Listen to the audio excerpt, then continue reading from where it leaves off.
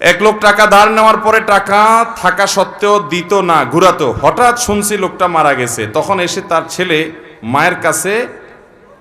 মেয়ের কাছে দিয়েছে। এখন তাতে কি তার ঋণ পরিশোধ হবে কিনা?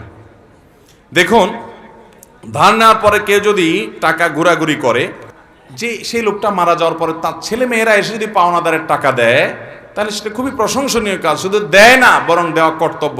একটু ভালো করে শুনে রাখেন, অনেক মানুষ আছে মারা যাওয়ার পর পাওনাদার বের হয়ে আসে। আপনার বাবা মারা গেছেন, আল্লাহর বান্দার কিছু দেনা আছে, এগুলো রেখে মারা গেছে।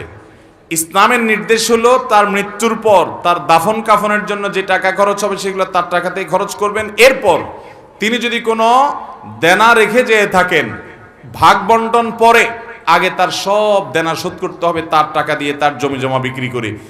এরপরে যদি কিছু থাকে সেটা দিয়ে তার ওসিয়ত থাকলে সে ওসিয়ত 1/3 মধ্যে পূরণ হবে। 1/3 মানে তার টোটাল সম্পদের দাম 10 লাখ, তাহলে তার ওসিয়ত যত বেশি হোক না কেন 3 লাখ পর্যন্ত পূরণ হবে, এর বেশি না। বাকি যেগুলো থাকবে সেগুলো ওয়ারিসরা ভাগ করে পাবে।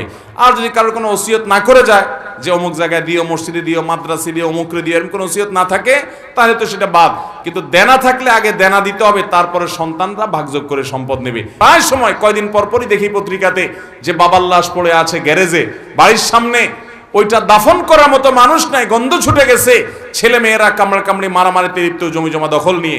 এই জন্য বাবারা সন্তানরে মানুষ বানায় যান, মুসলমান বানায় যান, দুনিয়ার জীবনটা জীবন্ত জান্নাত হবে।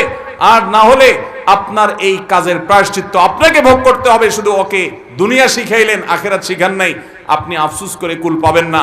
পৃথিবীতে যেখানে মুসলমান আছে, মুসলমানের আধিক্য আছে, সেখানে দেখবেন কোনো বৃদ্ধাশ্রম নেই, বৃদ্ধাশ্রমের দরকার নাই। আর পৃথিবীর উন্নত দেশগুলোতে শিক্ষা আছে, দীক্ষা আছে, জ্ঞান আছে, বিজ্ঞান আছে, প্রযুক্তি আছে, সব কিছু আছে, কিন্তু বৃদ্ধাশ্রমও আছে। কারণ মনুষ্যত্ব, মানবতা, মা বাবার প্রতি দায়বদ্ধতা, এটা আল্লাহর প্রতি ঈমান না থাকলে সে মানুষগুলো আসলে সেভাবে বুঝে না। তাহলে বাবা মার দেনা থাকলে সেটা সন্তানরা শোধ করবে, পাওনাদার সেটা নিতে পারবে, কোনো অসুবিধা নেই, বরং এটা শোধ করা তাদের কর্তব্য।